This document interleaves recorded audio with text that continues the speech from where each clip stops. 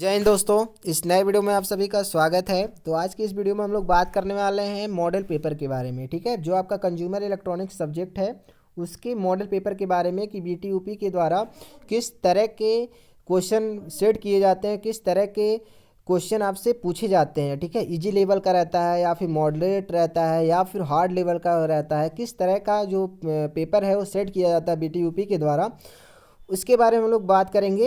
ये आपका पेपर 2020 या 21 का है, मॉडल पेपर है या फिर कह सकते हैं प्रीवियस ईयर पेपर है। ठीक है, तो ये पेपर जो हुआ था वो मेरा हुआ था, इसलिए मेरे पास था, तो मैंने सोचा इसके बारे में आप सभी को बता दिया जाए कि किस लेवल का क्वेश्चन आपके कंज्यूमर इलेक्ट्रॉनिक सब्जेक्ट में पूछा जाता है। तो इलेक्ट्रॉनिक्स से जितने भी 5th सेमेस्टर के स्टूडेंट्स हैं उनके लिए वीडियो बहुत ही इंपॉर्टेंट होने वाली है। बहुत सारा नॉलेज आपको मिलने वाला है कि बीटीयूपी के द्वारा जो क्वेश्चन सेट किए जाते हैं, जो क्वेश्चन का लेवल रहता है, किस लेवल का रहता है और कौन से क्वेश्चन आपके लिए इंपॉर्टेंट हो सकते हैं, इस वीडियो में हम लोग बात करेंगे। ठीक है, तो जो आपका पेपर होगा आप देख सकते हैं 50 नंबर का आपका पेपर होगा और 2.5 घंटे का आपको समय दिया जाएगा। तो चलिए देखते हैं कि किस तरह से पेपर आपको सेट किया जाता है। आपका जो पेपर है उसमें जो क्वेश्चन का लेवल रहता है किस तरह का रहता है। तो यहाँ पे देख सकते हैं आप, पहला को जो क्वेश्चन आपसे पूछा जा सकता है, तो इस तरह से आपके 3 क्वेश्चन पूछे जा सकते हैं, उनमें से सिर्फ आपको 2 ही क्वेश्चन के आंसर देने होते हैं। तो पहला क्वेश्चन आपसे पूछा गया था, what is modulation, how it has the importance in communication. आप देख सकते हैं कि जो आपका सब्जेक्ट था कंज्यूमर इलेक्ट्रॉनिक्स उसमें मॉड्यूलेशन नहीं था, फिर भी ओवर सिलेबस से दिया हुआ था। ठीक है, तो इस बात को हमेशा याद रखें कि ज़्यादातर जो बीटीयूपी क्वेश्चन पूछता है वो सिलेबस के अकॉर्डिंग ही पूछता है, लेकिन किसी किसी पेपर में एक क्वेश्चन 2 क्वेश्चन ऐसे भी रख दिए जाते हैं जो ओवर सिलेबस से होता है। तो जो कंज्यूमर इलेक्ट्रॉनिक्स का पेपर हम लोगों का हुआ था उसमें कई सारे क्वेश्चन जो पूछे गए थे वो ओवर सिलेबस से पूछे गए थे। तो ऐसी गलती बीटीयूपी नहीं करना चाहता है, लेकिन जो पेपर सेट करने वाले होते हैं उनके द्वारा सेट हो जाता है कभी कभी गलती। ठीक है, तो घबराने की बात नहीं है, आप अपने सिलेबस के अनुसार अच्छे से तैयारी कीजिएगा। आपका पेपर हो सकता है कि सिलेबस के अनुसार ही आए, ऐसा मानना है मेरा। और अगला क्वेश्चन आपसे पूछा गया था, what is scanning, why it is required. Scanning क्या होती है, इसका रिक्वायरमेंट क्या होता है, क्यों स्कैनिंग यूज होता है। ठीक है, टीवी में जो स्कैनिंग यूज होती है क्यों यूज होता है, इसके बारे में आपको बताना था। फिर आपको जो अगला क्वेश्चन जो पूछा गया था, draw a neat picture of TV receiver composite video signal and level each part. तो जो आपका टीवी रिसीवर है, ठीक है, कंपोजिट वीडियो सिग्नल जो होता है उसका जो ब्लॉक डायग्राम है उसके बारे में आपको लिखना था, उसके बारे में लिख के आपको बताना था। ठीक है, तो पहला जो पार्ट है उसमें से 3 क्वेश्चन आपके दिया गया है, जिसमें से सिर्फ आपको 2 ही क्वेश्चन के आंसर देने हैं, दोनों आपके 5-5 नंबर के पूछे गए हैं। तो इस तरह से जो भी क्वेश्चन आपसे पूछे जाएंगे सारे के सारे 5 नंबर के क्वेश्चन इस पेपर में पूछे गए थे। ठीक है, तो उम्मीद करते हैं कि इसी तरह का पेपर आने वाले समय में जो आपका एग्जाम होने वाला है उसमें भी इसी तरह के क्वेश्चन पूछे जाएंगे। ठीक है, तो बहुत हार्ड भी पेपर नहीं है, बहुत ईजी भी नहीं पेपर है। अगर आप अच्छे से तैयारी किए हुए हैं तो आप आसानी से कर पाएंगे सारे क्वेश्चन। अगला क्वेश्चन क्या है, describe the working of hi fi studio and Dolby system. Hi fi studio क्या होता है, डॉल्बी सिस्टम क्या होता है, इसके वर्किंग को समझाना है। ठीक है, फिर आपका अगला क्वेश्चन पूछा गया था, what is companding, how it is being used in communication. Companding क्या होता है, इसका कम्युनिकेशन में किस तरह से यूज होता है, ये सारे क्वेश्चन आपसे पूछे गए थे। अगला क्वेश्चन पूछा गया था, name an electronic device capable of converting sound signal into electrical signal. आप यहाँ पे देख सकते हैं कि इनडायरेक्टली क्वेश्चन पूछा गया है कि कहा गया है कि जो किसी एक ऐसे डिवाइस के बारे में आप बताइए जो साउंड सिग्नल को इलेक्ट्रिकल सिग्नल में चेंज कर देता है। साउंड सिग्नल को कौन करता है, जैसे आपका माइक हुआ, तो माइक में आप किसी भी तरह के माइक के बारे में हम लिख सकते हैं, जैसे आपका हुआ कार्बन माइक्रोफोन हुआ, फिर आपका क्रिस्टल माइक्रोफोन हुआ, इस सारे किसी भी एक पॉइंट को लेके आप लिख सकते हैं इस पर। तो इनडायरेक्टली इसमें पूछा गया है कि जो आपका साउंड सिग्नल है उसको इलेक्ट्रिकल सिग्नल में चेंज करने वाले किसी इलेक्ट्रॉनिक डिवाइस के बारे में आपको लिखना है। ठीक है, तो इस तरह से इनडायरेक्टली क्वेश्चन भी आपसे पूछा जा सकता है बीटीयूपी के द्वारा। तो आप देख सकते हैं किस लेवल का क्वेश्चन आपसे पूछा गया है। चलिए नेक्स्ट देखते हैं अगला क्वेश्चन। अगला पार्ट में भी आपको 3 क्वेश्चन दिखाई देंगे, जिसमें से सिर्फ आपको 2 ही करने हैं। आप देखिए कि 3 क्वेश्चन आपको देखने को मिलेगा, इसमें से सिर्फ आपको 2 ही करने हैं, दोनों आपके 5-5 नंबर के। जितने भी क्वेश्चन पूछे जाएंगे वो सारे आपके 5-5 नंबर के क्वेश्चन पूछे जाएंगे। चलिए पाँच पाँच नंबर का क्वेश्चन पूछा जा रहा है, मतलब लॉन्ग आपका क्वेश्चन पूछा जा रहा है। ठीक है, तो कोशिश कीजिएगा कि ज़्यादा से ज़्यादा लिखने की कोशिश कीजिएगा और पॉइंट टू पॉइंट लिखने की कोशिश कीजिएगा। इसमें क्वेश्चन जो पूछा गया था कि एलसीडी और एलईडी में डिफरेंस लिखना है। ठीक है, डिफ्रेंशिएट करना है कि एलसीडी क्या होता है, एलईडी क्या होता है। फिर अगला क्वेश्चन आपसे पूछा गया था what do you mean by DTH, DTH क्या होता है और इसका यूज़ कहाँ पे होता है। ठीक है, डायरेक्ट टू होम जो सर्विस होता है, जो हमारे घरों पे डीटीएच लगा होता है, उसके बारे में आपको लिखना था। ठीक है, अगला क्वेश्चन आपसे पूछा गया था describe the main component of smartphone. ये भी आपका क्वेश्चन जो था ओवर सिलेबस से आया हुआ था, क्योंकि स्मार्टफोन के बारे में जो आपका कंज्यूमर इलेक्ट्रॉनिक्स है उसमें नहीं पढ़ाया गया था, सिलेबस में था ही नहीं, फिर भी क्वेश्चन पूछ लिया गया था।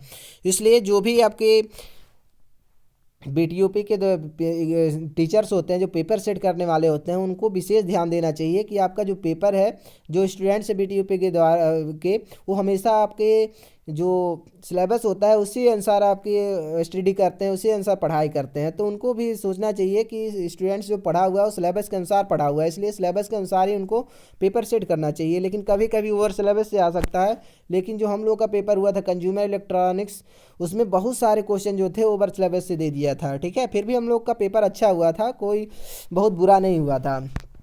तो इस तरह से क्वेश्चन यहाँ पे 3 क्वेश्चन आपसे पूछे जाएंगे, वो सारे क्वेश्चन आपके 5-5 नंबर के, इसमें से सिर्फ आपको 2 ही करना है। ठीक है, अगला क्वेश्चन जो आपका पूछा गया था, आप यहाँ पे देखिए, इसमें भी आपको 3 क्वेश्चन देखने को मिलेगा। पहला क्वेश्चन जो पूछा गया था describe the working of microwave oven, microwave जो ओवन है उसके बारे में आपको लिखना है वर्किंग को। फिर आपका सीसीटीवी और इट्स एप्लीकेशन, सीसीटीवी क्या होता है, क्लोज सर्किट टेलीविज़न क्या होता है। ठीक है, सीसीटीवी का फुल फॉर्म क्या होता है, क्लोज सर्किट टेलीविज़न। तो सीसीटीवी क्या होता है, इस पर शॉर्ट नोट लिखना है, और कहाँ पे एप्लीकेशन है, कहाँ कहाँ यूज होता है। तो आज की दुनिया में, आधुनिक दुनिया में बहुत सारे जगह, सभी जगह सीसीटीवी का यूज हो रहा है। आप सड़क पे जाएंगे तो भी यूज होगा, आप स्टेशन पे जाएंगे तब भी यूज होगा, बहुत सारे जगह सीसीटीवी का यूज होता है। फिर अगला क्वेश्चन जो आपसे पूछा गया था describe the working of TV camera tube, जो आपका टीवी कैमरा ट्यूब होता है उसके वर्किंग को समझाना है, उसका डायग्राम बना के। ये सारे क्वेश्चन आपसे पूछे गए थे। इन तीनों क्वेश्चन में सिर्फ आपको कितना करना है, 2 ही क्वेश्चन करना है, 5-5 नंबर के हैं। अगला क्वेश्चन जो आपका लास्ट क्वेश्चन पूछा गया था, आप देख सकते हैं इसमें भी आपको 3 ही क्वेश्चन देखने को मिलेगा। फर्स्ट क्वेश्चन पूछा गया था फिडेलिटी और सेलेक्टिविटी क्या होती है। ठीक है, फिडेलिटी क्या होती है और सेलेक्टिविटी क्या होती है। दूसरा क्वेश्चन आपसे पूछा गया था direct radiating type loud speaker क्या होता है। ठीक है, direct radiating type loud speaker क्या होता है। फिर अगला पूछा गया था वेस्टिजियल साइड बैंड के बारे में। तो इन 3 क्वेश्चन में से सिर्फ आपको 2 ही करने थे। तो इस तरह से आपका क्वेश्चन जो था उसका लेवल जो था, इस पेपर का जो लेवल था वो मॉडरेट था, ना ही बहुत इजी था ना ही बहुत हार्ड था। तो इस तरह से बीटीयूपी के द्वारा जो क्वेश्चन है वो सेट किए जाते हैं, पूछे जाते हैं। तो उम्मीद करते हैं इस बार जो आपका पेपर बनेगा थोड़ा सा इससे इजी बनेगा, क्योंकि उस समय जो पेपर बना हुआ था बहुत हार्ड बना हुआ था, कई सारे क्वेश्चन जो थे ओवर सिलेबस से दिए हुए थे। तो ऐसा मानना है मेरा कि इस बार आपका सिलेबस के अनुसार ही देगा, और क्वेश्चन बहुत ही इजी देते हैं। जो आप कोशिश कीजिएगा कि पूरा सिलेबस अच्छे से कवर कीजिएगा। ठीक है, उसके बाद इम्पॉर्टेंट क्वेश्चन ज़रूर आप पढ़िएगा, और जो क्वेश्चन बैंक के थ्रू जो भी क्वेश्चन आपके दिए गए हैं क्वेश्चन बैंक में, उन क्वेश्चन बैंक को अच्छे से पढ़िएगा, क्योंकि जो क्वेश्चन पूछे जाते हैं हमेशा से क्वेश्चन बैंक से ही पूछे जाते हैं, प्रीवियस ईयर क्वेश्चन ही बार बार वही पूछे जाते हैं, रिपीट किए जाते हैं। तो क्वेश्चन बैंक अगर आपने ले लिया है तो बहुत अच्छी बात है, उस क्वेश्चन बैंक को भी आप पढ़िएगा। अगर आप नोट्स बना के रखे हैं तो उस नोट्स को भी पढ़िएगा। अगर आप प्रॉपरली नोट्स बना के रखे हैं तो क्या होगा कि आपका जो क्वेश्चन बैंक है उसका क्वेश्चन देखिएगा और अपने नोट से पढ़िएगा। फिर आपका अपना जो क्वेश्चन बैंक है उसका क्वेश्चन देखिएगा कि बीटीयूपी के द्वारा कैसा क्वेश्चन पूछा गया, फिर आपके नोट्स से आप अच्छे से तैयारी कर सकते हैं। ठीक है, अगर आप नोट्स नहीं बनाए हैं तो आपका जो एकमात्र रामबाण है वो क्वेश्चन बैंक है। क्वेश्चन बैंक को लेके आप रट के पी जाइए और अच्छे से अच्छा नंबर आपको मिलेगा, ये कन्फर्म है, मेरा एक्सपीरियंस कहता है। क्योंकि मैं भी अपने स्कूल का या फिर कहें अपने क्लास का टॉपर रहा हूँ, तो इससे मैं आपको बता सकता हूँ कि किस तरह से आप एग्ज़ाम की तैयारी करेंगे ताकि अच्छे से अच्छा नंबर पा सकते हैं।